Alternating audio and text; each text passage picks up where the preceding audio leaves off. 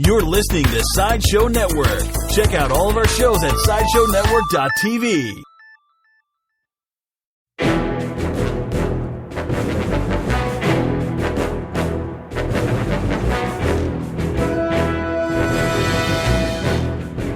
Alright, hello and welcome to another edition of Worst Collection Ever here on the Sideshow Network, brought to you by Comics on Comics, where the greatest comic minds meet the greatest minds in comics. I'm Shawn. And I'm Jen. And thank you for joining us yet again as we go into our collection of badness. Yay, badness! And we will share yet again two, this is a very sad one, I think. I don't think it's sad. Well, It's one pathetic. of them. I think one of them has a character that is always getting shit on for no apparent reason. Right. Which we'll discuss when we get there. Right. So, first issue is Captain America. That's right, Captain America number 315 from March 1985. Yep. My brother was 2 months old. Oh, man. No, he wasn't. Yes, he was. Yes, he was. Yes, he was. Yes. Yeah. What about the other one? You have too many brothers. I have all the brothers. Anyways, so this is all about the Serpent Society. Serpent Society. Serpent Society, who I think they debuted pretty recently in this series around this time, and on the cover here, Captain is tied up in chains as the Serpent Society is like, "We got you, and we're gonna kill you," and he's like, "Ha ha." That's what they think. That's what they Even think. though he looks really terrified. I have to say Captain America looks scared on this cover. Well, look at Cottonmouth's face. It is terrifying. In fairness, it is terrifying. Yeah, these guys don't mess around. Nope. Anyway, so we start with Captain on the very first page. Which is hilarious when you we get a giant splash page of MODOK. MODOK, who's dead. Yeah, so he's like in a morgue and all he's like laying on a table. There's this giant fucking noggin, and everybody's like, "What?" Yeah, yeah. He's dead. It's kind of terrifying. And can I just say something? Yes. He looks in this form, like his head, looks a lot like Peter Dinklage. Like his face? Yeah. Like if Peter Dinklage was like really old? Yeah. Well, I could see that. Peter Dinklage could pull off a good MODOK. Yeah, if they CGI'd his head to be like big. if they made it much bigger than it is. Like if it was NBA, if Peter Dinklage played an NBA Jam. The thing is you know that if Peter Dinklage was MODOK, he'd fucking kill it. Oh, he'd be great. He would be amazing. He would be the best. It would be the best choice. It would be the best MODOK ever, and you'd be like, give that man all the Oscars for playing MODOK. That would be great. It would be great if at some point if some point the Marvel Universe. Well, he's already in it technically, but if he's going to be a part of like the official Marvel Universe, they can bring him in. Who is he? He was Trask in Days of Future Past. Yes, he was. That's right. I forgot about that. Right, but I mean, that's not technically a part of the Marvel Universe canon. Right. Yes. So, yes. What would be great is if he brought him back as MODOK. Brought him in as MODOK, or you can bring him in as Modam. Just bring him as anybody. Can he play all the parts? Oh, he can play a lot of parts. He could play Puck. You can play anybody. From Alpha Flight. Yeah. Doesn't matter. Let him play everybody because he's great. He's quite great. Anyway, so he's dead, and they're in the morgue, and they're going to perform an autopsy. Which is funny because they're all like, "Oh, we got to do this." They're like, "Oh shit, ew, gross." Which I don't know why they're grossing because really it's just a body like any other body. Well, we don't see the rest of his body. He's just got a giant ass head. Yeah, but he's just like regular body. Well, here's the thing though: for coroner having to saw through all that to weigh his brain. That's gonna suck, but that's why they invented bone saws. I like that there was an extra table holding his head. Yeah, he's got a big head. Yeah. So anyway, they're standing there, and all of a sudden, the Serpent Society, or some of them, bust through the door. But you want to hear something? See something great? Yeah. Do you see this? Yes, you can see the face through the window. You see one of their face? I think it's Anaconda's face, which is actually pretty creepy. It is really creepy. I get but that's not necessary because you're reading this first page and it's like they could just bust through the door. It's like whatever, who gives a shit? But to kind of shadow them in there, shadow of somebody's face in there, like that. So you know something's coming. I guess. So you know, I mean, granted, it's the next page. But she fucking kicks the door down because she's this big, brassy broad. Yeah. Yeah, she is just not taking it. And she's basically like Anaconda, so she's strong. And she's really strong, and she's big, and she's wide. And fucking good for her, man. Like, she's wearing, like, little pants and stuff. Yeah. Big girl wearing little pants, and I give it up for that. Big girl pants. And so she, like, busts it down, and one of those skinny little bitches in the back is like, oh my god, Anaconda, you have to get out of the way so we can, like, get through the door. She's like, fuck you. She's like, haha, bitch, and she just, like, takes charge. Like, that's all she does, so good for you, Anaconda. It's great because, like, they're like, how are we going to pick up this giant-headed man? And she's like, I'll do it. She just, like, throws him over her shoulder and fucking like, walks out. I was like, I'll do it. The other ones don't want to touch him. Like, one of them says, like, I do not savor the idea of touching him. Like, that's how she says it. And Anaconda's like, fuck this shit. And she just, like, picks him up, throws him over her shoulder, This is what we get paid out. for. This is how we get paid. She's like, this is how we do. And you're like, that's right, Anaconda. Fucking get your money, bitch. Right. Yeah, so good for her. So should they walk out?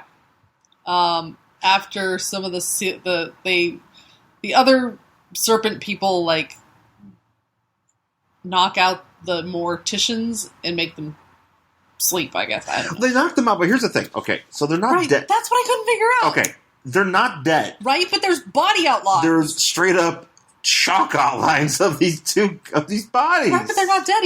They specifically said they're injured. Who does chalk outlines of living people? Is that a thing? Like, let's say I go outside and get clipped by a car, and I'm not dead, but I'm injured. Are they going to, like, put an outline around me before I fall off my bike, take me to the fucking hospital? If I trip and fall at Trader Joe's, which is very possible. Will they chalk outline me? I've fallen in a Trader Joe's. I know, it's the same. They should chalk outline you. They should have. It should have been like, I went down, dude. Somebody just needs to come out with chalk. What are you doing? I'm not dead. You know, considering that you were the more clumsy of the two of us, I fall a lot. Oh yeah, you're it's awful. My shoes get stuck on things. Mm-hmm, mm-hmm. So anyway, so Cap's on the case. And Cap shows up. He's like, the serpents. All right, let's go.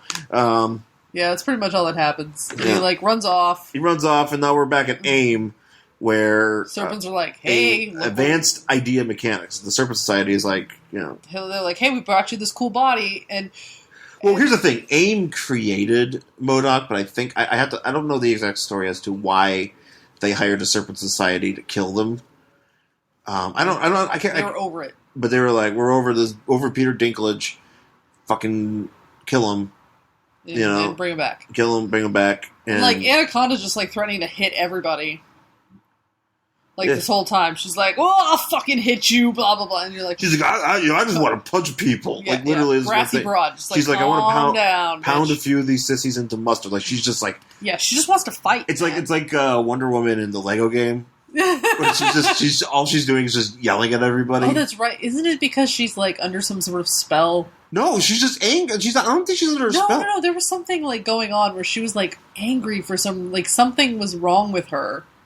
Because I forget how it goes. But she's, like, really, really mad, and she's yelling at everybody the whole time, and then something happens, and then she's not as mad anymore. I forget what it was. Anyway, so they get their money. Yeah, and as they're walking out by the reception desk, because they're walking out, and they run into the porcupine. The porcupine. But it's Alex Gentry who is the porcupine. And he's very bearded, and he's wearing... He's basically Zach Galifianakis. Yeah, he is. He's Zach Galifianakis when he was, like, bearded. He actually looks like... Actually, he reminds me more of... why am I blanking on his name?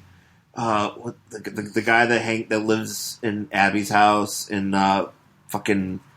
in Broad City? Yeah. Oh, God. What's his name? Bevins. Bevers. Yeah, he totally looks like a blonde Bevers. He does look like a blonde Bevers, except he's fully clothed. He's a blonde Bevers just waiting here because he's trying to sell his porcupine suit.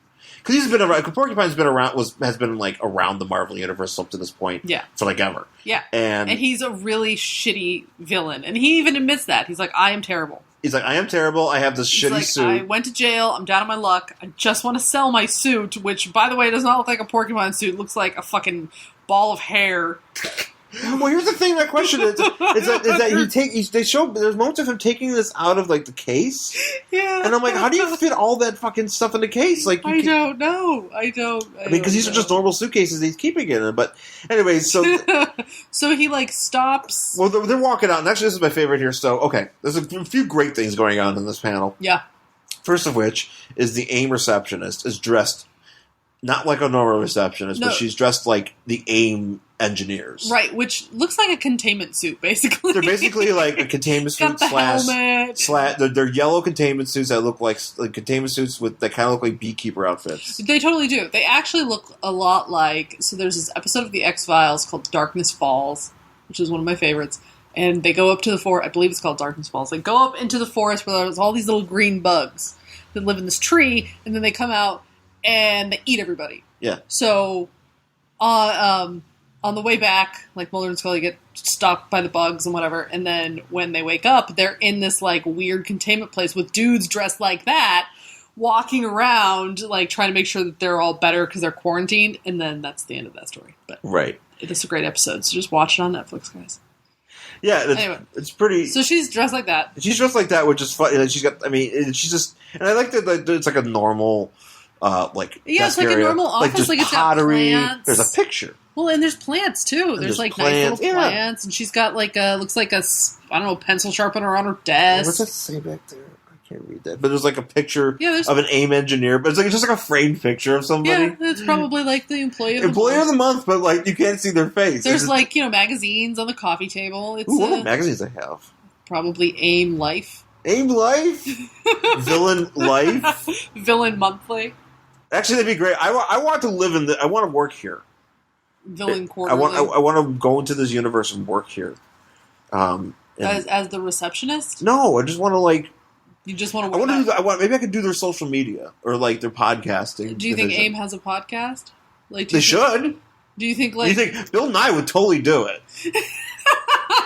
Could you get Bill Nye to guest on AIM's podcast? Well, we could sign. We probably get.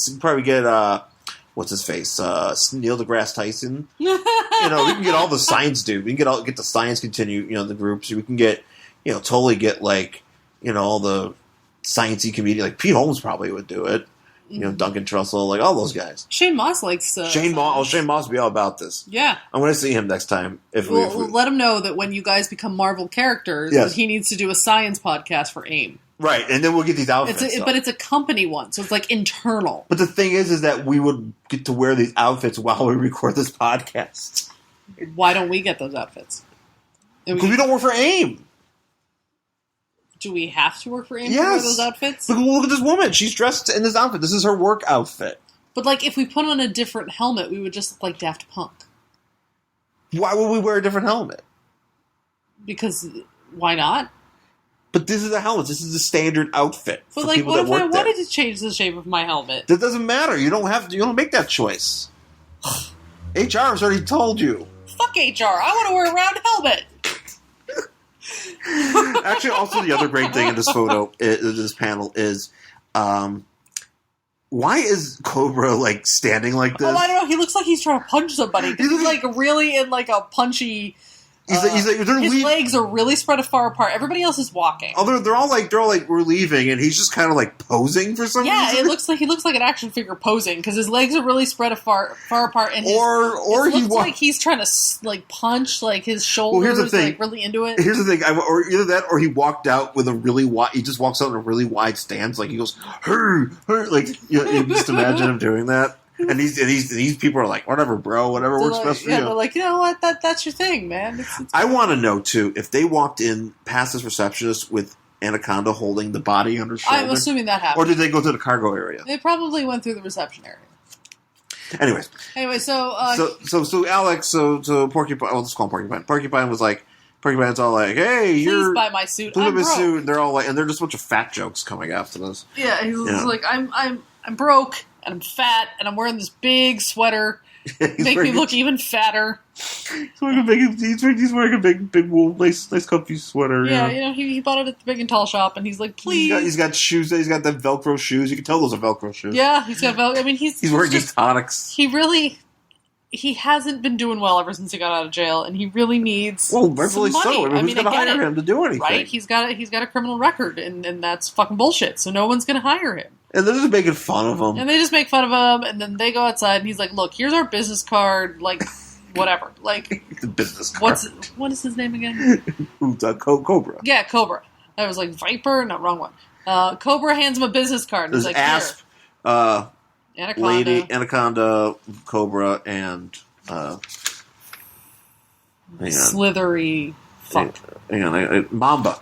Anyway, I don't know which one is which. I don't know. So anyway, all I know is Anaconda. So he hands him his business card. He's like, all right, man, just call this number. And he's like, hey, thanks. And then the AIM receptionist is like, oh, they'll see you now, sir. Because he's just all over town trying to sell the suit. That's a nice carpet. It's nice white carpet. And actually, it's funny because Cobra kind of goes, like he uses his Cobra abilities to slide out. What does he do? Oh, he does walk like that. He walks like a fucking creep. Because he's walking like... So they're going to the van, and they're like, ha ha ha, making fun of him for talking to Porcupine. Nobody likes Porcupine. So then we cut back to the Cobra hideout. So we're back at the Serpent Citadel. Is that what it's called? The secret headquarters of the Serpent Society. It says right there. It's a fucking tower somewhere. Whatever. I mean, there's a bunch of... Shouldn't it be underground? It might be.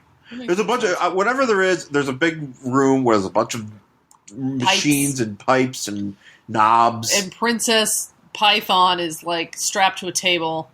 And apparently she was supposed to be a part of, like, the Serpent Society, and she didn't want to, like... And she ran away because she doesn't have any powers. She just is a snake charmer, so she was scared that she was going to die. And so she, like, ran away. And they caught her, and he's like, well, now you have to fucking suck it up because we're going to torture you. Is he torturing her, or is he giving her powers? No, he's torturing her. Because he mentioned something about, like... He's like, well, you could have asked, and I would have given you powers, but since you didn't, I'm going to electrocute you on this thing. Okay, well, then he's just... Which, you know... But they have a butler, too. They do have a butler, which is very nice. These organizations... Working for any of these organizations would be nice. Man, there's some perks. What kind of health insurance do they have? I'm certain great health insurance. I mean, considering all the risks involved. Well, I don't know. I mean, are they considered independent contractors? Because maybe they don't have any health insurance. Right. Could be like the WWE. I was going to say, WWE. They're all independent contractors. Is Vince McMahon the head of the Serpent Society? Pretty much. He's like, I don't want to pay for benefits. I'm an asshole. So, I'm assuming that's how this goes too.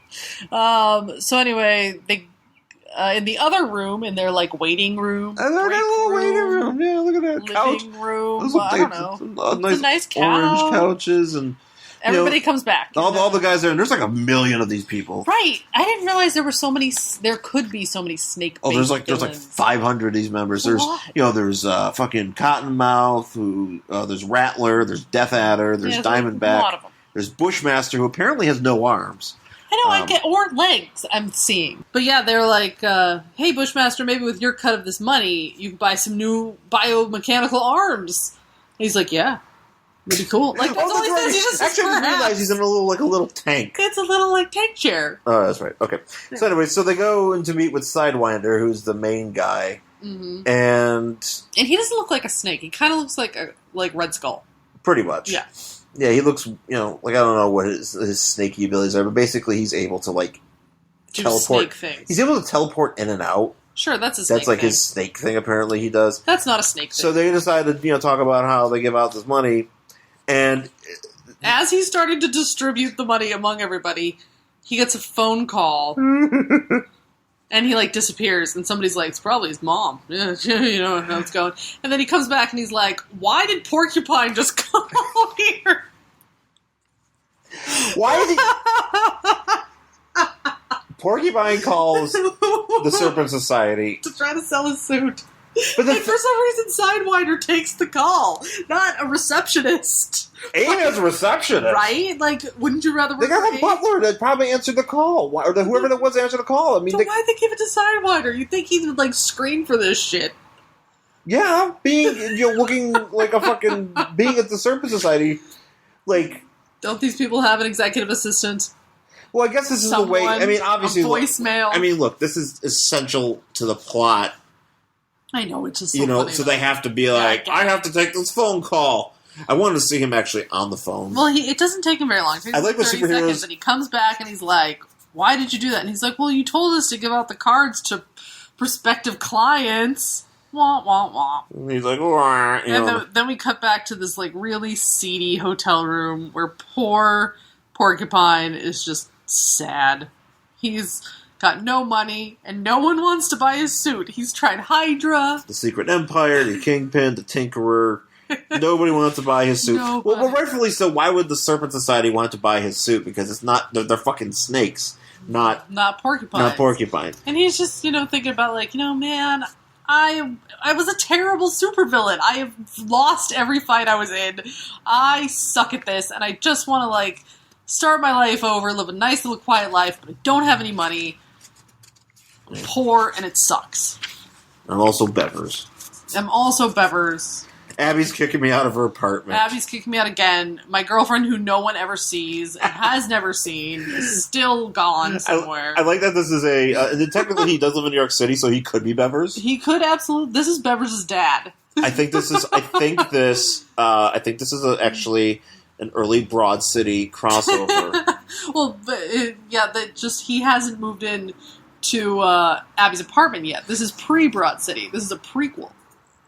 But we'll get to it because once he does move in with Abby, life is better. But right now, he hasn't done that yet. Even though he's not supposed to live there because he doesn't live there. His girlfriend lives there. Right. Yeah. Interesting. Yeah. I like this. I should. Comedy Central should look into this. Pitch a prequel all about Bevers. Pitch a prequel about Bevers' prequel where he is the Porcupine from Marvel's I'd watch it. Yeah. All right. So he's like, Yeah. So Captain America gets a note or gets a call from. Now, does Captain America what is his job here? Is he an illustrator? Yeah, he's a comic book artist. He's actually drawing his own comic. That's what I figured. Right. That's what I thought. He's kind of like a draw. He's kind of like his job. Actually, he's like he does comic books, but I think his main job he's kind of like Stan on Mad Men. Oh, okay. That's what his civilian job is. But usually he. All right, that's good. Usually he's Captain America, and he gets a call like on his information network or something. Yeah. And it's important, and it ends up being jumps out the window. Ends up being. Do you think if you were drawing your own comic book, you'd make yourself look much more attractive than you actually are? Not that you're not. He's not drawing this comic book. Yes, he is. In my head, he's drawing this comic book. Oh yeah, no, I mean, like, not that you're not attractive. I'm saying, like, oh, you talking about me, or you talking about Captain America drawing his own comic? Like, just hypothetically, if you were drawing your own comic book and you were a character, what would you make yourself look like? I would be in good shape. I'd be so hot. Yeah. Like, if I drew me, I would be fucking smoking. Obviously not true. But it would be I would be so smoking hot. Everybody would you have those? Ugh. Would you have those long, yes, really long, ridiculously long legs? I would go to kick something, and my entire leg would take up a panel. And everybody would be like, "That woman's like 100 feet tall." Then you'd meet me in person and be really sad because I am nowhere near that tall. You're not the gargantuan woman that I'm tall, but I'm not that tall. Right. You're not the longest leg woman ever. Right. I'm not 17 feet tall. Right. No, I would be in good shape. I would be like The Rock with shoulder neck. I'd have to be. I mean, why would you not? If I was drawing, I'd just be like, It's actually, what was it, the one Simpsons where Homer was like thinking about, like he was recalling like some sort of, he was recalling something, and he's like thinking back to it, and it's nothing like what it was. Wasn't he like really good looking and it's extremely buff? It was just this moment where he's answering the phone and he's like, hello, and he's got this really jacked arm. Like that, just for like a second. But that's what I imagine her. But anyway, so Captain America walks in on Porcupine eating a sandwich. But that's the thing. Like, apparently the call that Captain America got was from Porcupine. Oh yeah. He like runs out to go see him, and he like busts into a shitty like rat infested hotel room where he's eating like probably the only sandwich he has left. And I'd offer you something to drink, but I don't have anything. I don't have anything. And he's like, I have this fresca. I have crab juice. Frau Kalash. Could I have? Or Mountain Dew. I got. Would you like some rat haunch? Oh, poor porcupine. Why no? He's having a hard day. Well, it gets worse. It does get worse. But so he's like, Captain America's like, is this a trap? He's like, no, really. I just want to sell you my suit. Like, please, take it. I don't care what you do with it. Just give me some money. Apparently, nobody will give him more than $20 for it. I'd buy from him for less than $20. $20, yeah, but he needs like actual money. Well, whatever. And so he's like, I tried to sell it to everybody, and Captain's like, who'd you try to sell it to? And he just like names him off. He's like, oh, in the Serpent Society. And Captain's like, oh my god, I've been looking for those guys. If you help me, I'll totally give you $10,000 for the suit. I'll give you $10,000 for the suit, and but we need you to help us. Yeah. Right. And he's like, okay, so anyway, we're back at the Serpent Society, and they're Anaconda. Basic. I don't know what the hell's going on with Princess Python here. It doesn't matter. But she's unconscious because she's been tortured. Right. But Sidewinder gets another phone call. This one just goes right through, and he's just kind of standing there, and he's like, the phone. Yeah, he's like, oh, I gotta get this. And then he answers the phone. I like watching him on the phone. He is drawn on the phone. He's drawn on. It's not as good as the Phantom Stranger taking a phone call. Yes, as I've seen. Yes, but this is your favorite. But it's pretty good. So anyway, he's like, what? Is this the Porcupine? And you have Captain America, and you don't want to kill him? We'll be right there. We'll be right there. This is not totally a setup. Okay, I'll be right there. Yeah. Dumb criminals. Dumb criminals indeed. So, at a construction site, Porcupine in his suit, who's like, dude, I don't want to wear this suit. I'm just going to lose. I suck. And Captain America's like, no, just wrap me up in this chain and pretend you caught me. Pretend you caught me. And basically the plan is that when the Serpent Society shows up, he's just going to be like, run away. He's going to be like, Captain America's there. See ya. And he runs away. And then Captain America, what they'll do is Captain America assumes that they're going to take him in to their Serpent Society lair, and they're gonna give him shit. They're gonna beat him up. But Captain's gonna get out because he's Captain America, and he's like, "All right, man, I'll call you when we're done." Right. Which, no, it says here less than a minute later. Right. Which you can't tell me that if it's less than a minute later that if the Serpent Society is walking towards these guys. Mm-hmm. That they can't see this. Right, they can't hear what's going on. Like, Captain America's actually, standing up, holding the chain. He's like, put this chain on me! But apparently, whatever, they can't. Whatevs. And so, they show up and they're like, haha! Like, haha, here's Captain America, and they're all like, great. And they're like, all right, you know what? He, because apparently in the other issue when MODOK was murdered, he hurt Sidewinder. Or not Sidewinder, like Rattler and, Cottonmouth. So Cottonmouth's like, well, I'm going to get my due because, Death Adder killed him, killed MODOK. I'm going to kill Captain America. Yeah, dead. So he, Cottonmouth, has the ability to make his mouth really big. Basically unhinge his jaw. Unhinge his jaw. Like a snake. And he's got big ass fangs. Yeah. And he just decides that he's going to try to bite off Captain America's head. Yeah. And, he's going to try to, basically chomp him to death. Oh, by the way, what's this chick's name? Diamondback. So Diamondback is like, oh my god, it totally is Captain America. When they first get there, they're like, are you sure it's him? Yeah. And Diamondback's like, yes, it smells like his cologne in the cleft of his chin, because she really likes him. Oh, they get together later. Oh, gross. Later, not in this... later on now, she kind of reforms herself. She's got a thing for him. But she's really good. There's issues. There's actually a few other issues I have with this where she's just like, let's have sex right now. Literally, they're on a ship, and she's like, let's do it. And he's like, ah. He's like, Captain America. Anyways. Ow. So, I'm having cat issues. Hi, sweetheart. How about no claws? You want a podcast? There you go. You have something to say? No. She doesn't like it. Okay.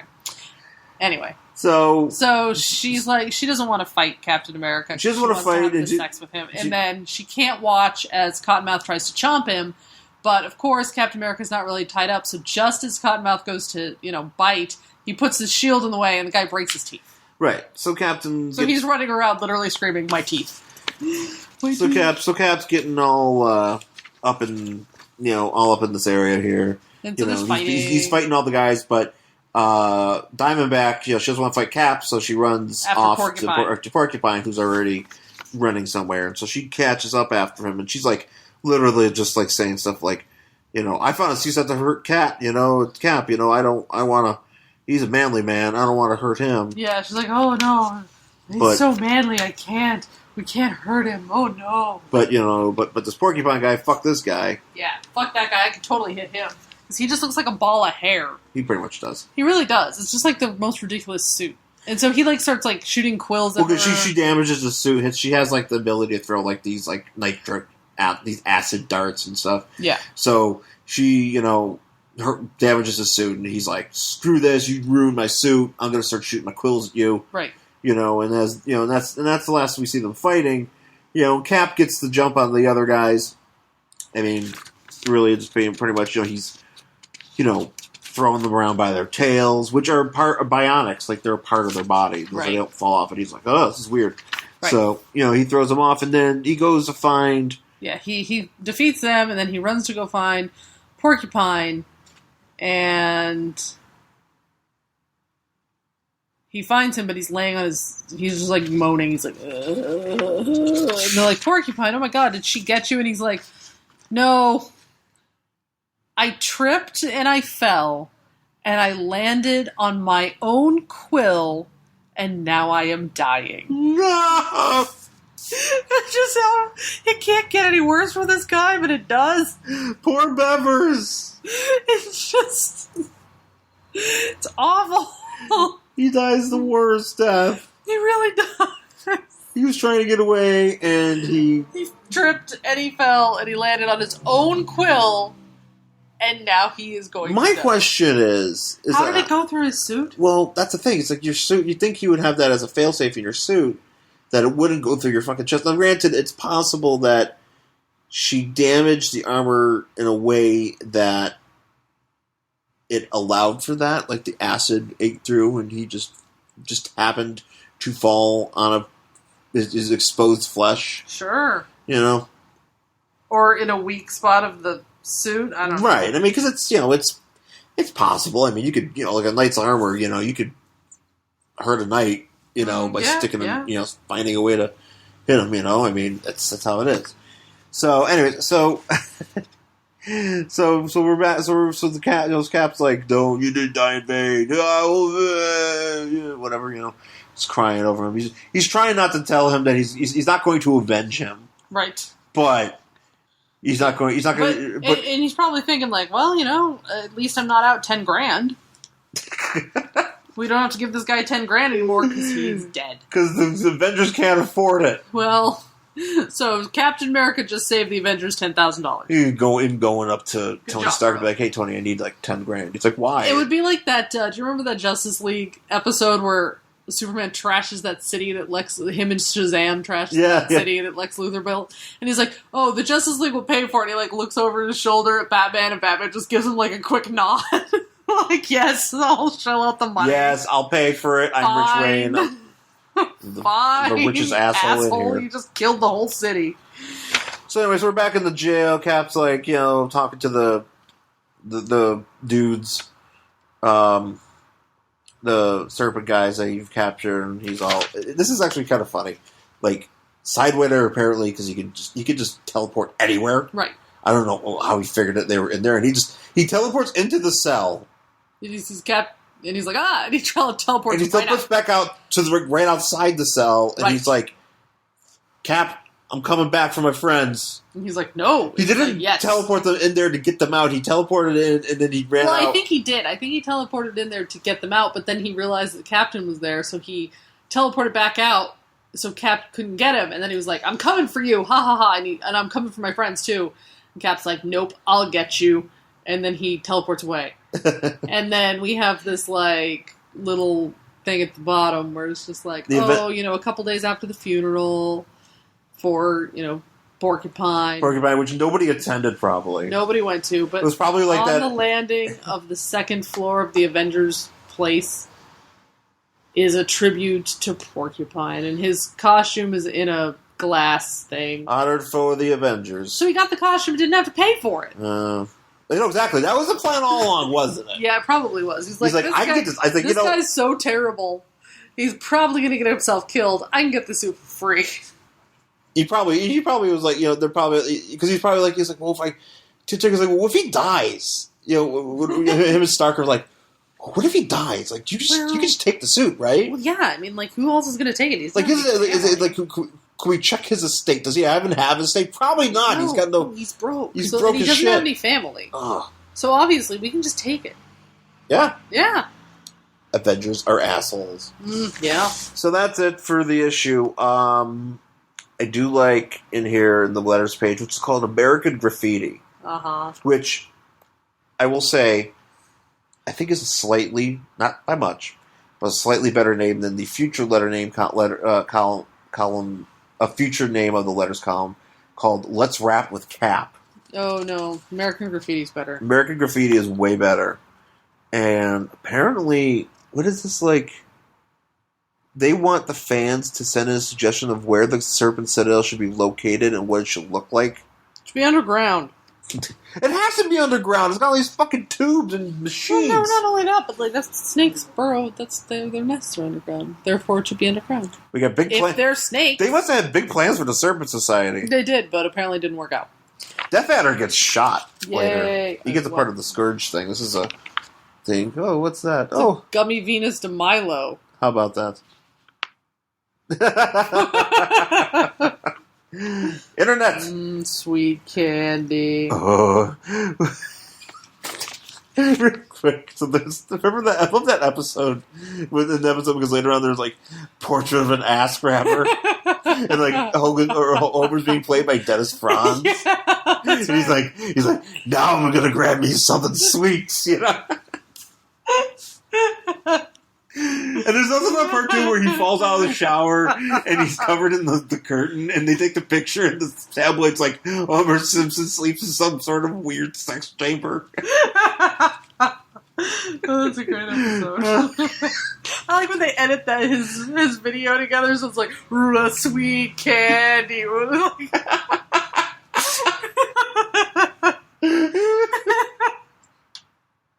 It's a great episode. It's it's relevant because the Venus de Milo has no arms, much like Bushmaster. That's why we talked about it. Anyways, yes, yeah, sure. I'm trying to tie it in because the fans are probably like, "Why are you guys talking about the Simpsons?" Because the Simpsons are hilarious, and everybody should mention the Simpsons as much as possible. Oh, well, I did. I found a way to do that before. Just bring it in. Yeah. Anyways, so that's it for Cap. Captain America Volume 1, number 315 from March 1985. The next book here we're doing today is from 1985 as well. Ooh. Okay. All right. It is the Red Tornado miniseries from 1985. Number 2. Mm-hmm. On the cover, Red Tornado. Red Tornado really. It's the famous Red Tornado pose of him being shredded into many pieces. Red Tornado's always getting something ripped off, like all the time. Like everybody's pulling his arms off, his legs off. Red Tornado has a hard go. Oh, he gets. I think people always rip him apart. Literally, I feel like 50% of the Red Tornado appearances that I've read have him in some way being ripped apart. Just anytime he shows up, or disassembled, or destroyed. Like he shows up in that in Gail Simone's Wonder Woman run, and he's just like he's there for like 3 panels, and then there's just a picture of him just like all broken. Well, there's that. There's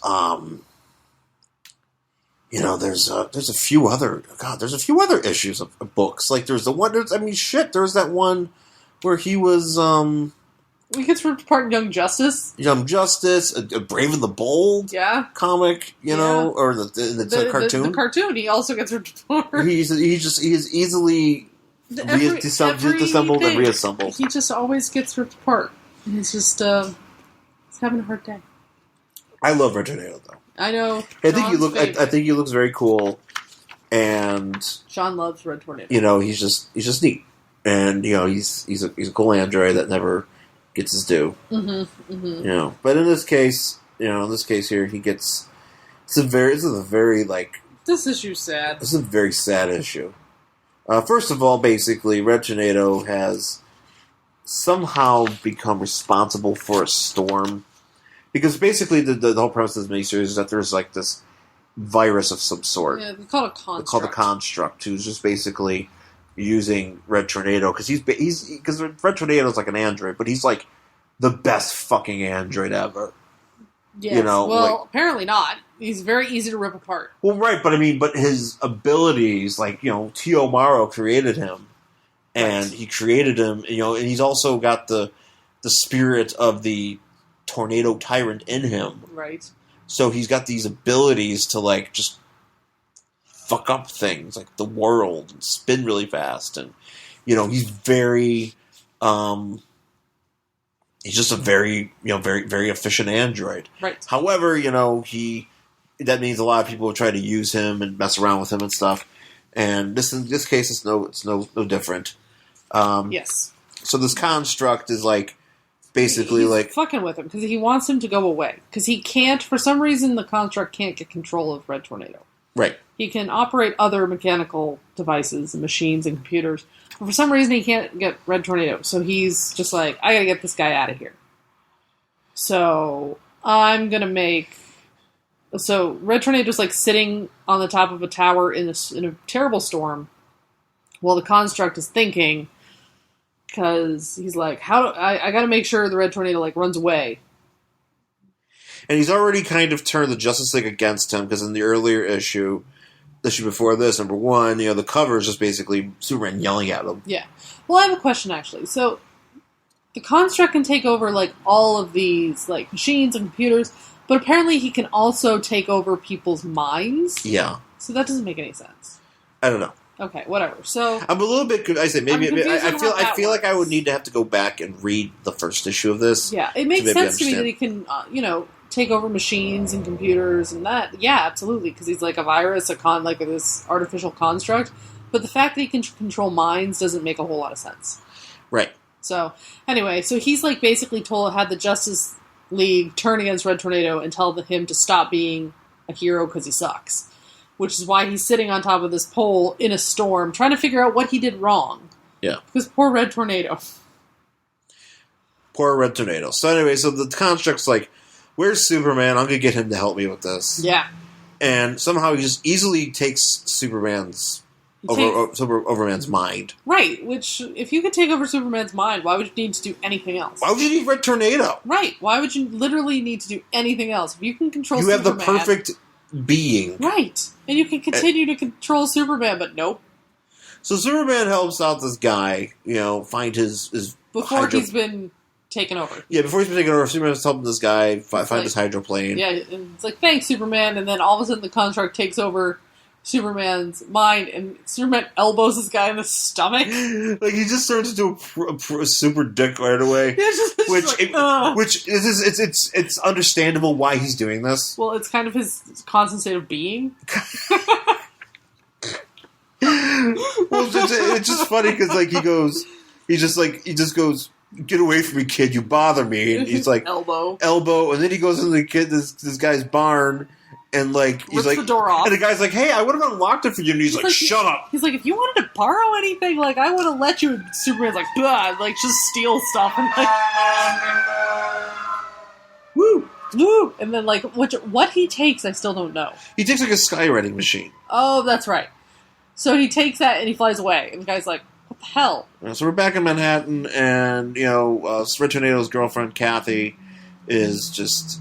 Because the thing about Red Tornado is basically what happened was he became a human. She knows he's Red Tornado, but his human guise is John Smith. Right. And he looks like Professor X, right? Yes. And he met this woman working at a temp agency. Right. Because as we all know, Red Tornado is a straight up temp. Yep. He works at a temp agency. I can't remember if he works at the temp agency or if he works like he has like a son. He's like one of their guys. I think he's one of the people that gets jobs. Yeah. But yeah, that's Red Tornado. Hey, we've all done it. But he's an android, so it's not like he has like all the other needs. He basically just needs to be plugged in every so often. He just needs a good. He's like a Nissan Leaf. He's like one of those electric cars. You just need to like pull him up to the the right parking spot at the Ralph's. Yeah, just like plug him in. One day it'd be great if it was just like I just walked up and just see Red Tornado just sitting there, just plugged in. He's like, "Hey, how's it going?" Okay. Like, all right, cool. All right, brother. So Superman takes his is the skywriting machine. It's funny because the New Yorker's like, "Hey, he's skywriting." I know, it's just like, what's he writing?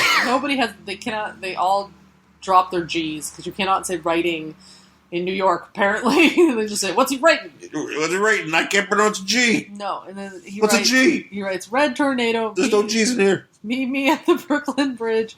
Urgently need your assistance on important case. And then he tries to sign his name, but that's right. That's what you realize. It's a Superman symbol. It looks like it just looks like a blob. It's really terrible. It looks like a. Oh, to me that looks like. Oh God, what is it?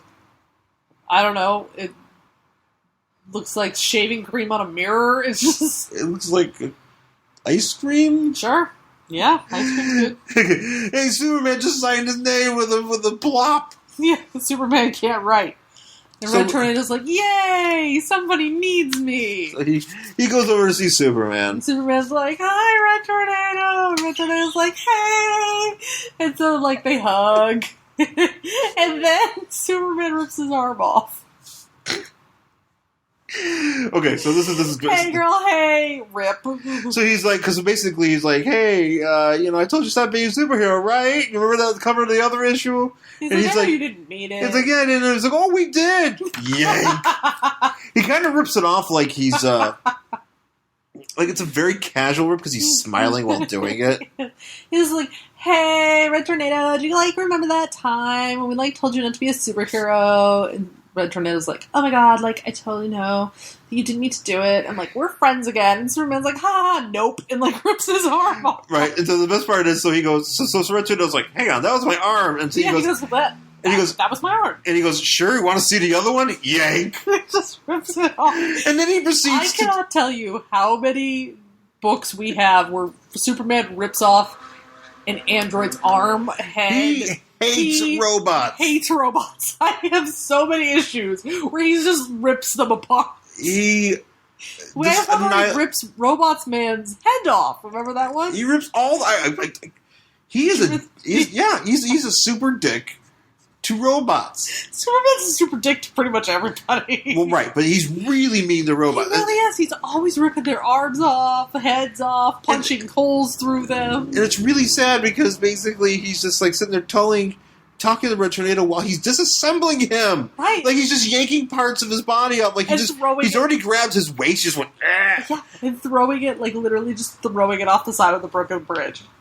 And then he just takes his head and just tosses it behind him. Just throws him into the water and flies away. And actually my favorite part, okay, this is good. So he throws this in the thing, and the caption on these says, yes, there's a lot of bodies in the river. There's a lot of bodies in these. But Red Tornado's there now. Red Tornado joins them. Yeah, I know, that's one of my favorites. I'm like, what? But, since the water is still, apparently Red Tornado is able to reassemble himself. Yes. I didn't know he could do this. Yeah, apparently. I know he's got self-repairing circuits, but I didn't know that if you ripped apart, that he could reassemble himself in underwater. Yeah. Apparently. Apparently, that's what he can do. Just pieces. He reassembles. He looks good. Yeah, he puts himself back together. And so he's just really frustrated. He's like, I don't know what's going on. What the fuck? This is bullshit. Oh. And the construct's like, I don't care. I'm gonna, I am going to. So what did this accomplish? Okay, so he did this to him. Okay, so he believes that he turned them against humanity. He turned Red Tornado finally against humanity, and he's almost there. That's almost the case. Mm-hmm. But now we get some collages of people, because the construct is happy. So apparently he uses his happiness as a way to fuck up everybody's day, with their stuff. Yeah, he makes a toaster explode and makes a lady's souffle explode. Actually, the way it was written here, look, it says squiffle. Yeah, that's what I thought she said. It took me a second to realize it says souffle. I think it's just the ink running, but it looks like it's. So it looks like it's a squiffle. Which apparently her souffle was the biggest souffle ever because it covers the entire whole thing. The whole oven is just dripping everywhere, and this guy. What the fuck is going on with that guy? That's Vibe. A guy who looks like Vibe, wearing those Kanye West shutter glasses. Actually, Kanye is actually somebody needs to show this to like Kanye or to somebody. Somebody needs to bring this look back because this guy's got great hair. He does, right? But he's like super tan, and he's got like the shutter glasses. You know what kind of hair and he has? He's got a Michael Jackson jacket, and he's wearing a green turtleneck. Oh shit! He has the same type of hair that oh shit! What is his name? In Hustle and Flow. Oh, he's in Empire. That's now. right. Oh, Terrence Howard. Yes, he has the same hair that Terrence Howard has in Hustle and Flow. Right. Yeah, but his like boombox explodes. And he's like, "What?" And the construct apparently is very happy about this. So anyway, but all the scientists are trying to figure out what the hell's going on because there's all of a sudden the signal.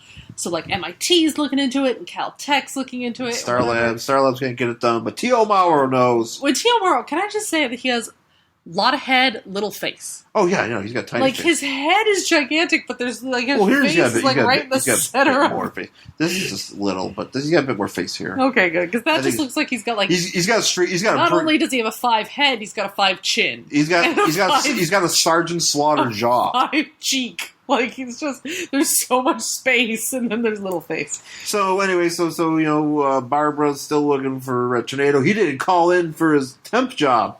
Oh God, better find him. Yeah. Someone find him. Somebody find him. Now this is good too. So apparently Rich Tornado is in his civilian garb, and he's just like stalking around the park. He's just like meh, like pacing and like he's looking pacing, all but weird. he looks weird because he's wearing like long corduroys and like a yellow shirt. Yeah, and I like that. I like this kid who's like, "Who's the funny man, mommy?" And she's like, "Don't look at him." What does she call him? Eustace? Is that his name? Euston?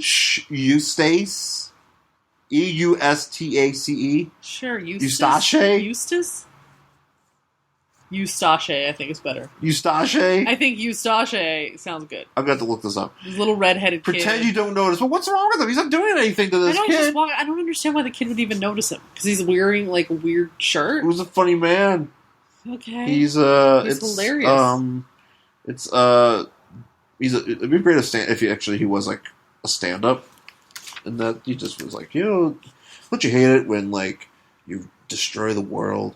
Look, I like this guy here. This guy looks like wearing a hat. Looks like a fat phantom stranger. Yeah. I just like that he's like walking around talking to himself, and everybody's like, "What the fuck, man?" Because he's just like, "What? Why aren't people liking me? I didn't do anything wrong. Okay, that's I tried to help them." Now that makes sense. The reason why people don't want to hang out with him or don't want to get near him because he's just giant bald man in a yellow turtleneck stalking through the Central Park with his hand, and he's walking like he's got these long, he's got these long legs. His hands are behind his back. And his hands are behind his back, and he's just kind of like, if you saw somebody walking like that through the park, like the way that he's doing it, and actually, I would love it if he was walking through the park and coming towards him was Cobra. Yeah. Walking the way that he does. Oh my God, that'd be awesome. Why doesn't that happen? Somebody draw that for us. Somebody please. Yeah. I want to see a stalking red tornado and Cobra just, I don't even know how the fuck Cobra walks. So he hears on the radio that there is a helicopter crash on top of a building, which apparently people are just I like how the radio broadcast is like, it's not like, holy shit, a helicopter crashed into a building and it's on fire. They're like, hey, here's some music, and now here's the news. Yeah. Did you enjoy that Rosanna Cash? Okay, great. Now here's a big really horrible tragedy. That's funny that's who they name drop. Yeah. Well, I mean, of all the people you could name drop on Metropolis Country. Well, it could have been like Metropolis, like Rosanna Cash. It could have been some other band. Well, it could have been anybody. I mean, I'm assuming Kurt Busiek. Is that how you say his Busiek? Yeah, why wasn't it like, and that was Hank Williams, and like, you know what I mean? Like, well, maybe he really likes Rosanna Cash. Maybe, I guess. That's the thing. If you're writing a book like that, and you're like, hey, I got this opportunity to name drop some music. Oh, Rosanna Cash. I'm a fan of her. Sure, I guess. You know, it was like, you could, 1985 though. Maybe that's what he was listening to when he wrote that scene. He was like, that's who it is. 1985 though, you could have used like any. But you could have been like, that was Dolly Parton. That was Willie Nelson. That was Crowded House. Try to think of classic country people. Anyway, so he goes off to save these people. Yeah. And actually, this is the other thing. So this woman this poor woman, the kid. So basically, the helicopter crashed into a building, and these kids got up onto a roof. Yeah. Somehow, because the building, was just flame. Maybe that's where they ran out to, or so, I don't know, whatever. They ran out, and so before Red Tornado gets there, like the police officer is like, "Don't worry, ma'am, we'll have your children down in a jiffy." And she's like, "Oh my god, they're gonna die." Well, I would probably feel the same way if the police officer said jiffy. Oh, we're all gonna die. So anyway, like the firemen are trying to get to these kids, but the building is collapsing, and Red Tornado shows up, and everybody's like, "Oh my god, he wants the woman goes, he must want those kids to die." Because he saves the firemen first, but then he goes back to save the kids. Well, because the firemen were actually falling. Yeah. Yeah, so he saves them first, and the woman's like, "Oh my god, he's trying to kill those kids." But he saves the firemen, saves the kids, and then everything starts to collapse, and he, like, somehow catches all these rocks with, like, a tornado. Yeah, I don't understand how that works. I don't know how. I don't know how those rocks are not flying all over the place, murdering everybody. Yeah, I don't know how it makes, because they're like tucked into. Yeah, it's like he saves them on the back of his tornado, and like, he like puts them in the park. Well, right, he puts them in the park, but like, how do you? I mean, okay, so his tornado can only be that big, and then he captures all these rocks. I don't know how that works, because it doesn't make any sense. Because they should be like flying in a circle, because that's how that works. They should be flying in a circle, or they should be like. My favorite is, he caught it. We're still alive. Yay! Yay! But he catches these rocks in like a tornado basket. That's not how wind works. No, it's not. That's not how tornadoes work, and that none of that makes any sense. But it's a tornado basket and whatever. So he catches it, and he drops him in the thing, and then he lands with the kids, and the woman's like, "Yay!" And then she's like, "Fuck you, Red Tornado! How dare you save my children, you jackass! I hate you!" He's like, "But I saved these people." They're like, "You destroyed." He's like, "Look, there was a storm. You started that storm. It was yesterday. It was my fault." Which the storm didn't really seem that bad. Just no, like no, it was actually, a lot of rain. well, no. Here's the thing, though. In the first page, they do say, "Oh, there's flooding." No, they go, "City officials make every effort being restore power to blacked out sections of Manhattan." But first priority must go to rescue operations. Tonight's death toll is still unknown, so they're predicting that there's a bunch of dead people because of this storm. So basically, he like brought Hurricane Sandy. Yeah, I was gonna say basically this is like Hurricane Sandy. Yeah. Okay, I got you. So anyway, but he's like, and everybody's like, "Fuck you, Red Tornado! How dare you save us? You started that storm. This is all your." And he's like, "But I just saved you." And everybody's like, "Let's mob him and kill him and beat him up."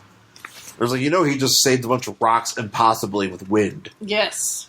And not killed you. Yes. But, they're like, "Fuck you, let's murder him." Yeah.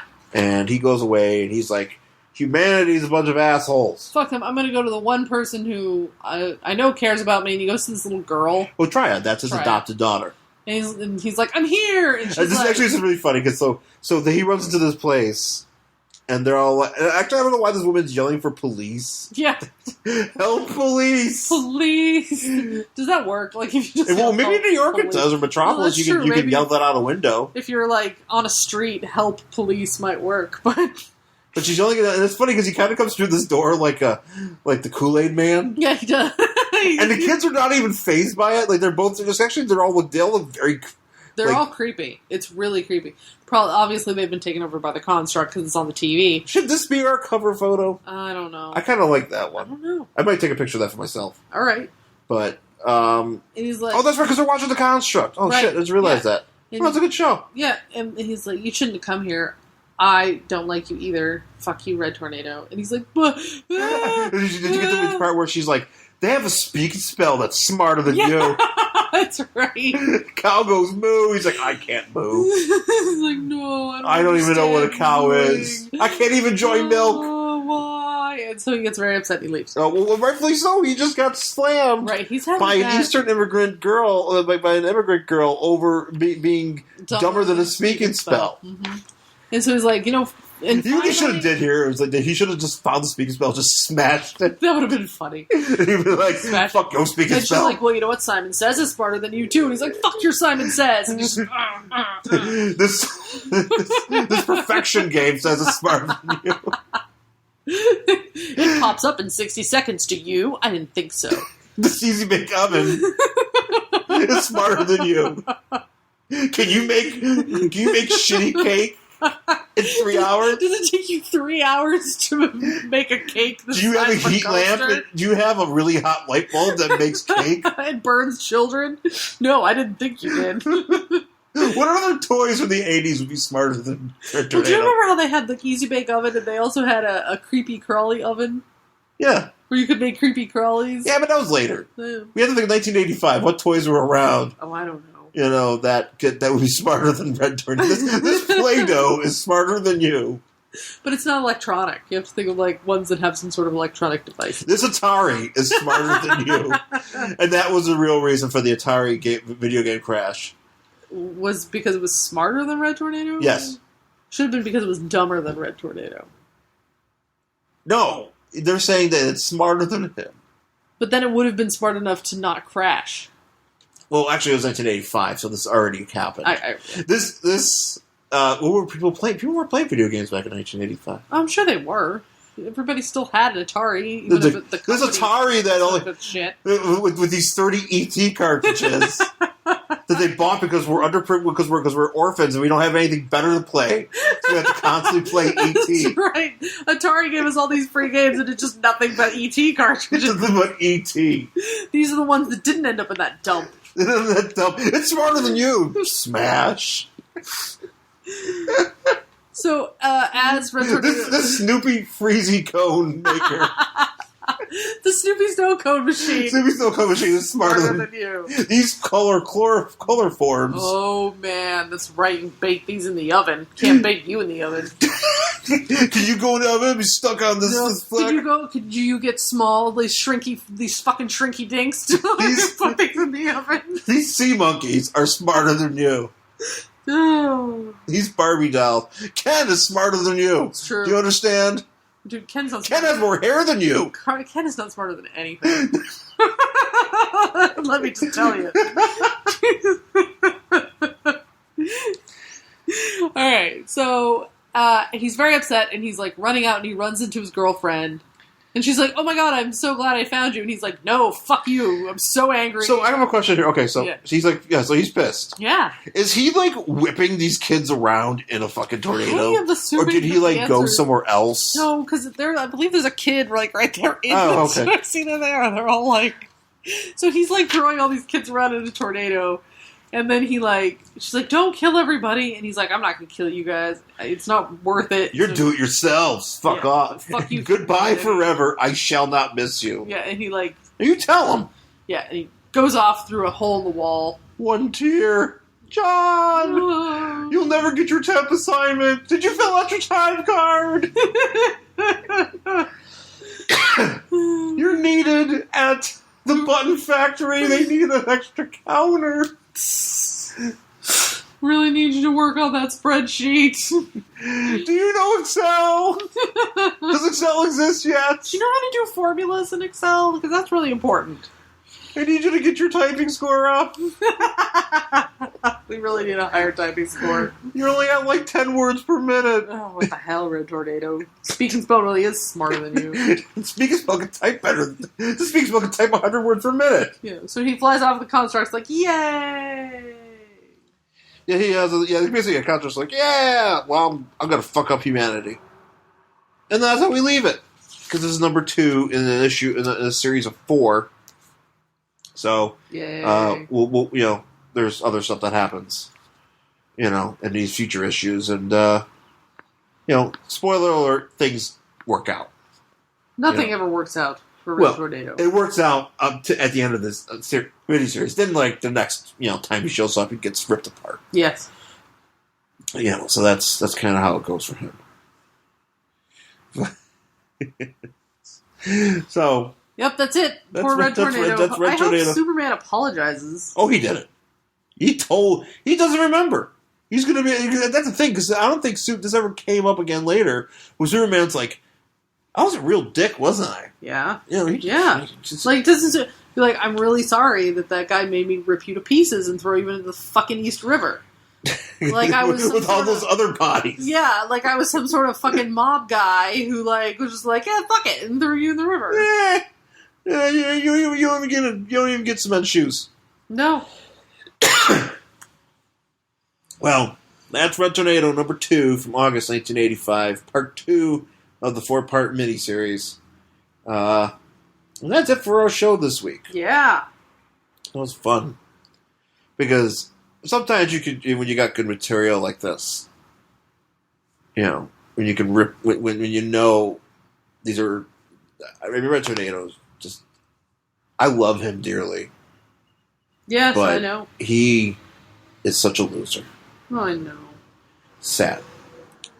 I know. So, you okay? Yes, I'm sorry. She's interneting. I'm sorry, I'm having problems. So that's it for this week's show. Let's say you can find me on Twitter at Angry Hero Shawn, SHAWN. You can also find me on Tumblr at theangryhero.tumblr.com. Also Angry Hero Shawn on Instagram. And I'm at Jen Stansfield on Tumblr and Instagram, jenstansfield.tumblr.com, jenstansfield.wordpress.com. All right, folks, we'll see you again next week. Thanks for listening. Bye.